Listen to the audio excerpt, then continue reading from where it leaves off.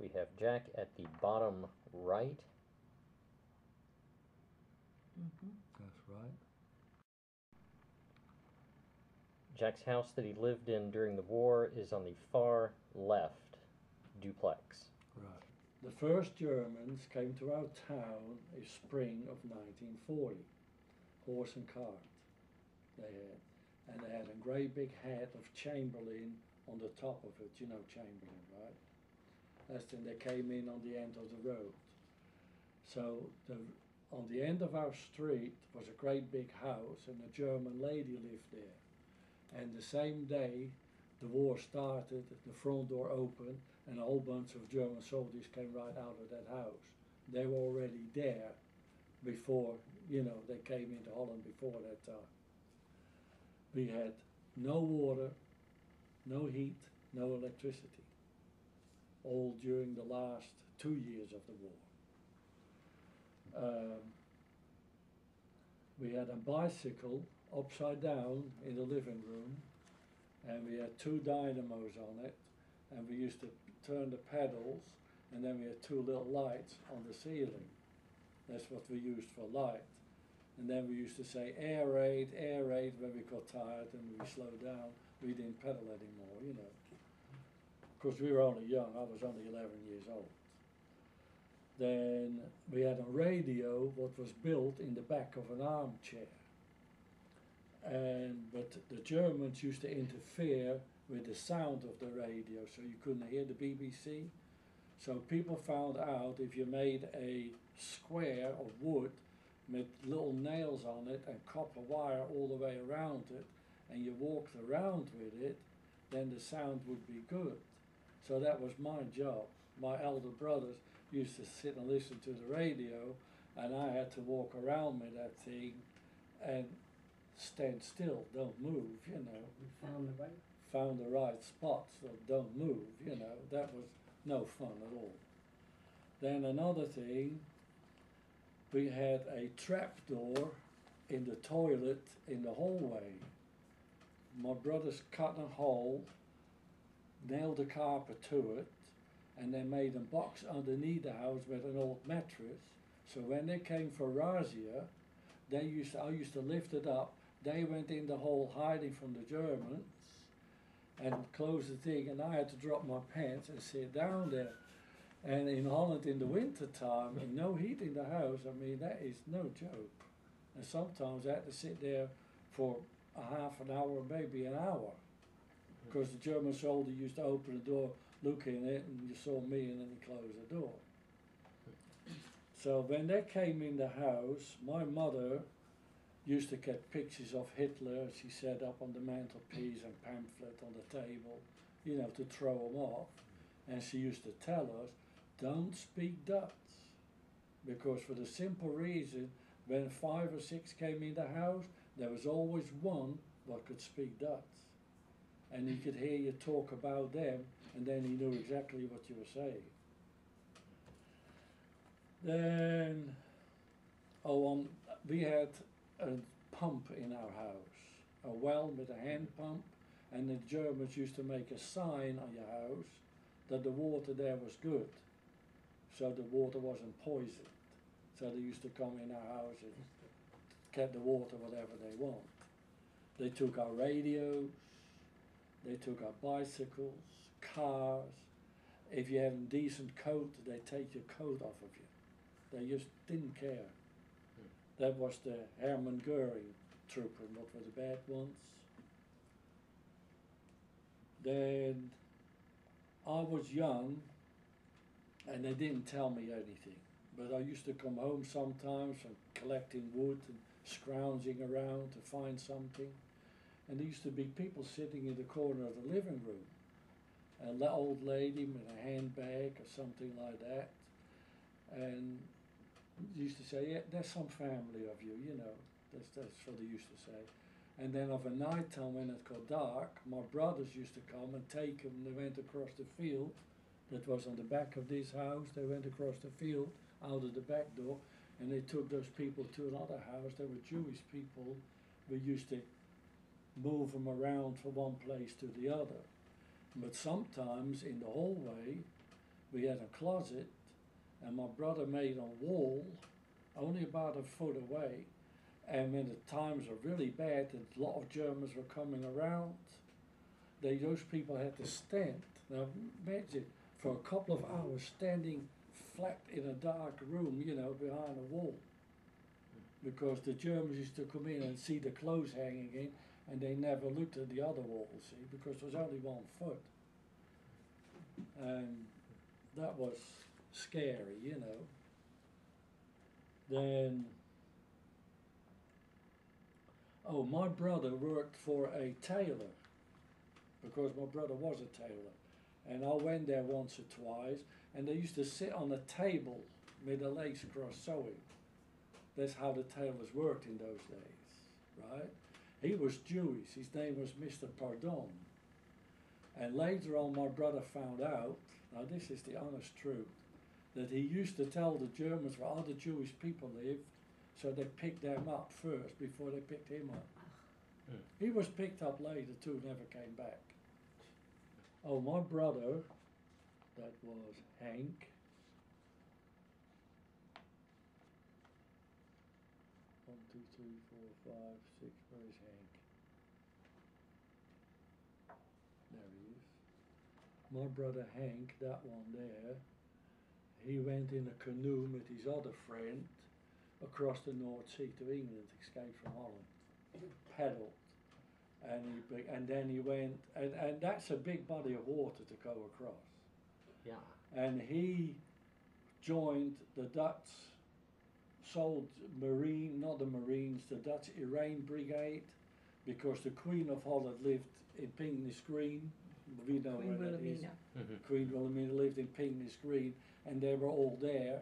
And then the war was over, and then he went straight from there into the Dutch army, and he went to Indonesia.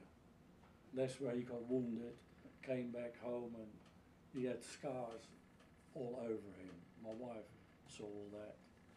And one day I came running out of the gate, the house where we lived, and there was great big cars went by, and Hitler was sitting in one of them. Came right by, that was 43. That's when he was visiting the... He was visiting the coastal defences on the coast, because the town you lived in was right on the coast. Right on the coast. He was touring the coastal defences. And they used to fire V1s and V2s right from close by us as well. The V1, they made England. The V2s and the 3s, most of them just went up and came straight down. They never made it. No school. There was absolutely no school for 2 years. You like that, didn't you, Jane? No school whatsoever for 2 years, the last 2 years. I mean, because the Germans used to come and take the school and they built it in there, you know, it was their quarters. And why they did one German lot in this house, and then the next house they skip a house and put another bunch of Germans in that house, because when they came a bomb, because they didn't have precision bombing, they used to say, so many Dutch people got killed by the RAF and Americans bombing in Holland. That's why they did it. My brother Wim, that is the only blonde one in the family, the one with the bow tie, he spoke German like a German, you know, and he was picked up in a full German officer's uniform, because he used to go around stealing rifles and stuff like that of the places where they were. And he was picked up by 2 German soldiers, but they were, I would say, rednecks. You know, there's high Plattdeutsch and high German, you know, people, and they didn't know, because he spoke high German like they did in Berlin, real classy, like Oxford English. Hochdeutsch. Yeah, Hochdeutsch, yeah, you know, not Plattdeutsch, but Hochdeutsch. And so otherwise he would have been shot right there. But they stuck him to a concentration camp, and he went first in Amersfoort, that was the concentration camp in Holland, and they picked him out from there, and then he went to Bergen-Belsen. I don't know if you ever heard of that one. Very familiar with that. Yeah, Berk and Bell. You went to Berk and Bell's, and he was 50 pounds when they picked him up, and he was 98 pounds when the Canadians liberated him. And after the war, when the Germans came to Holland to visit again, in 46, 47, some of them came back to visit, I reckon, to see what the damage they did. And they used to say, I like to go to this town. And he used to send them miles the wrong direction. You know, I mean, that was just one of his things. It's amazing he made it out. Yeah. About what they did to his back. Oh yeah, you saw that, didn't you? He escaped from Bergen-Belsen with a Frenchman and an Englishman, I think, or I can't remember exactly, but with two other guys, and they caught him, they took a bayonet, and it went like that across his back, and nothing was done to it, and all the wild, you've seen it, Yes, dear. my wife saw it, and all the wild blue flesh grew right out of it. So he always wore a t-shirt when he went swimming. Yeah. Wasn't treated, just left to heal. And of course you've heard about the hunger winter Oh, yeah. we went through. Yeah, you might want to say some things about that, because I think it's much Well, I went much more through, powerful to hear it than for people to read. I went through the hunger winter because that was the part of Holland that took them another 11 months to come to us. They outskirted Holland, and we had no food whatsoever. I ate tulip bulbs, sugar beets, cow carrots, and our rations cards we had to give to somebody, and there was a central kitchen. You could go and you stand in line, and sometimes you got something and sometimes you didn't. And All right, take it back.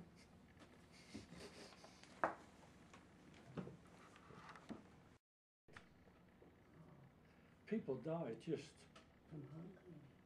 My uncle was an undertaker, and I mean, there was a church down the road from us with a stone floor, but was cold, and they used to lay the people on there. They didn't know what to do with them. The coffin was a piece of wood with a piece of cardboard around it. That was the best coffin they could do. It was just.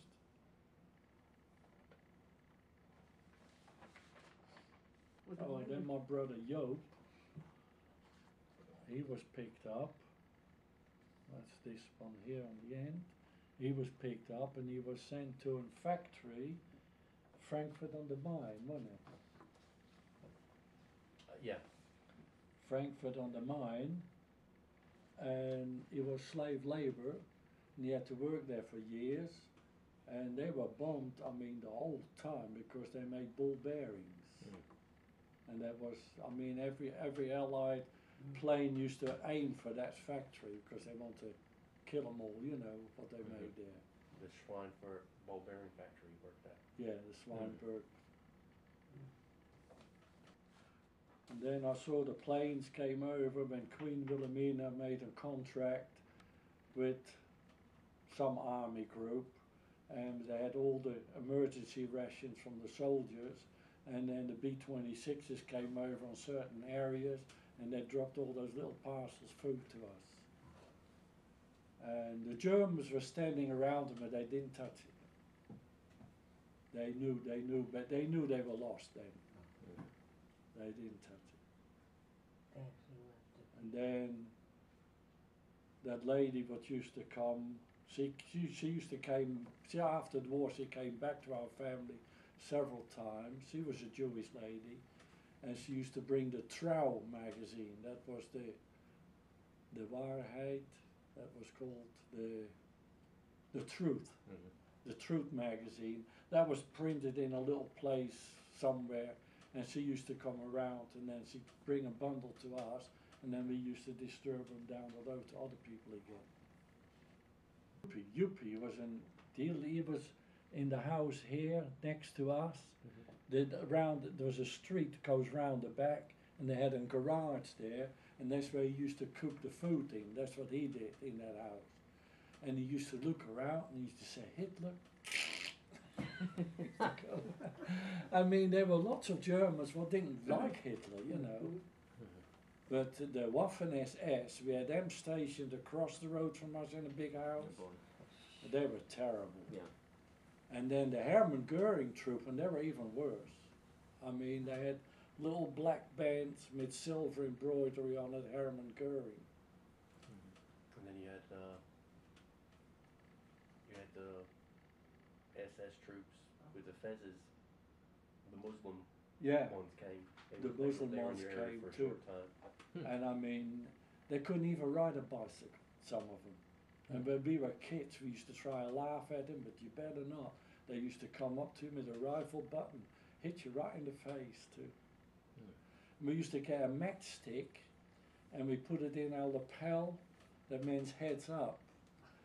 And the Germans used to come and pull it right out if you had one of those in your lapel, heads up. It was, and lots of guys, when they had to go and take their fingerprints, they used to take a razor blade and they cut a little W in their finger, Wilhelmina, and then they used to get a, but they always used to retaliate.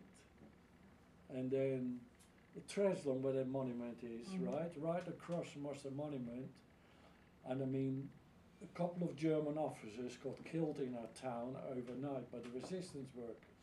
The next day, people came home from work, they lined them up, they picked out so many of them, I think it was about 17, lined them up right on the street, and then they shot them.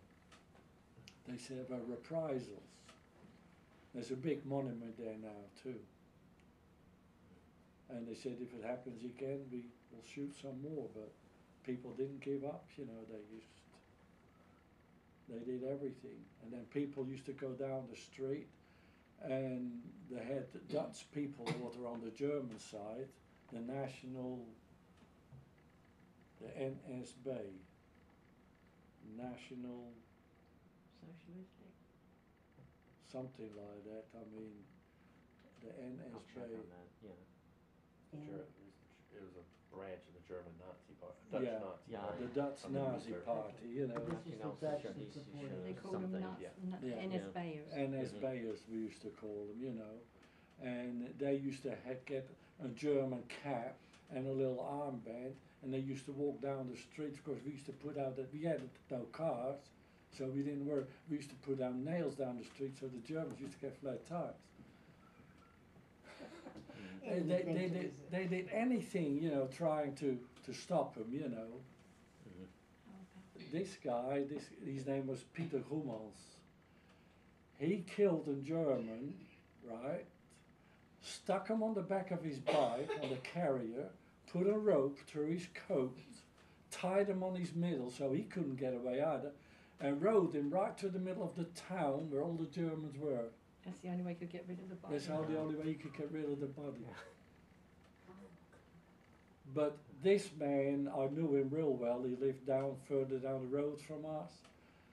He was in the underground movement, and when the war was over, he couldn't stop. He carried on, and we were in the bulb shed, and the Dutch police or whatever it was, they were actually copies of the Germans with their leather coats. I never did like them. And they came and they asked where he was, and he was standing right there. We knew it too. And he said, yeah, I'm going to see if my brother is in the house, and that's it. Never saw him anymore. He left Holland. Probably wound up in Canada or somewhere. Ab Schoonderbeek was a friend of ours. His mother was German and his father was Dutch. And when he became to the age, he was older than us, when he became to the age of 16,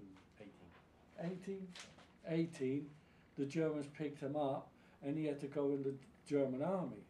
That was, you know, they had to.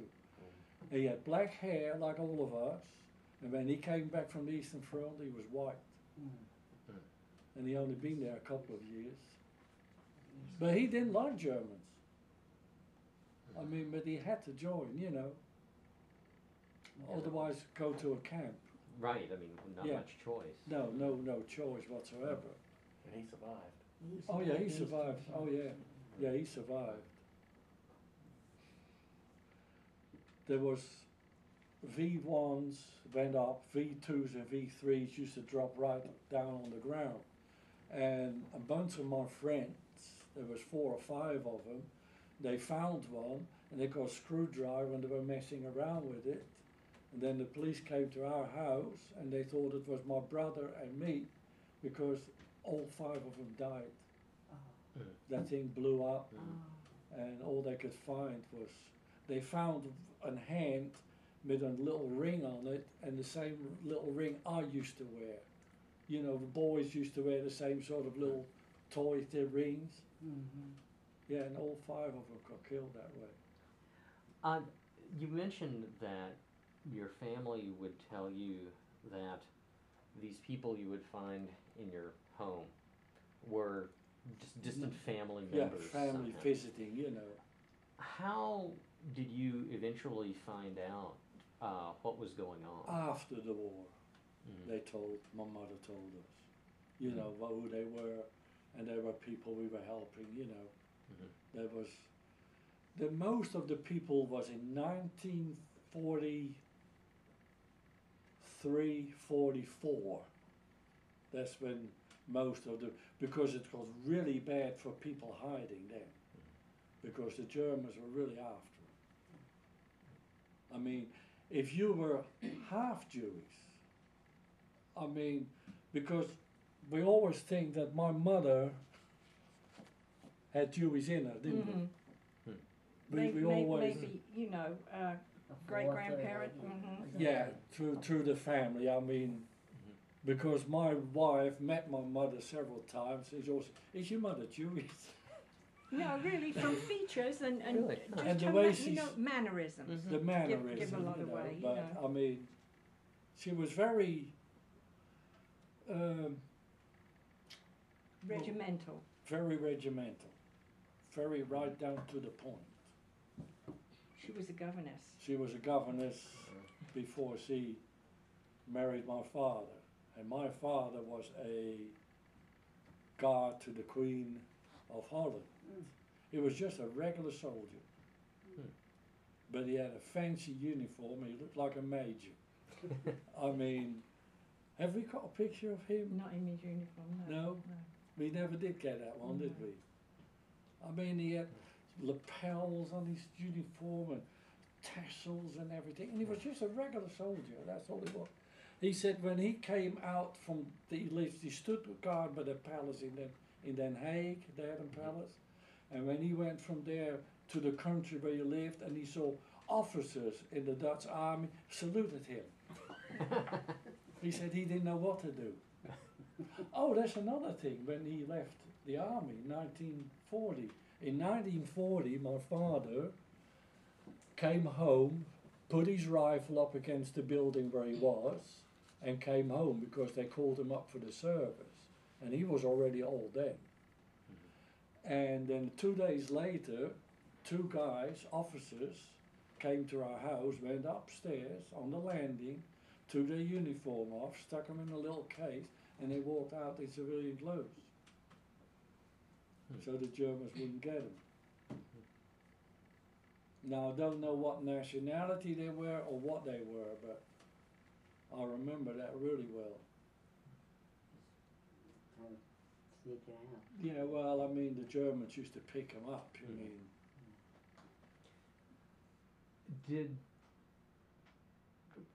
Did you know of any other families who were doing similar things in your neighborhood? yes. There was the Reinevelds, was a family living further from us, and they were all Jewish people, and they went into another house across the road, and we knew about it, where they lived, but nobody ever said anything. They just went from one house and they moved quite a few blocks over. And they didn't come out much, you know, they didn't sort of parade down the street only when it was necessary to come out. People played a low profile, you know, because all the parks had great big stars on there for Joden verboden, you know what I mean. And the last time we saw him, they had the yellow star sewn on their clothes, and that was 43.